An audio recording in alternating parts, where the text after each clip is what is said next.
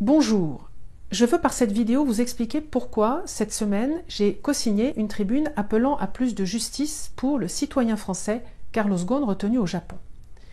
Je veux être d'abord très clair, il ne s'agit en aucun cas pour moi de prendre une quelconque position sur le fond de cette affaire. En revanche, sur la forme, on voit bien qu'aujourd'hui les conditions ne sont pas réunies pour qu'il y ait lieu un jugement équitable au Japon.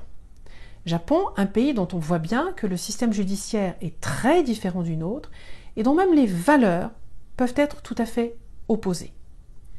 Le Japon, cette tribune rappelle d'ailleurs que le pays n'a pas respecté un certain nombre de traités internationaux sur les droits de l'homme.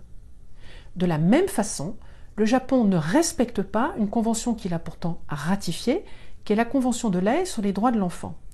Si je vous en parle, c'est que par ailleurs je défends des parents français dont l'enfant a été déplacé ou enlevé par leurs parents japonais, et je le défends face aussi à l'État et au système judiciaire japonais.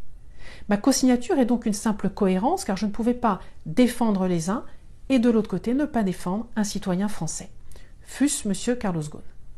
Enfin, j'ajouterai un dernier mot.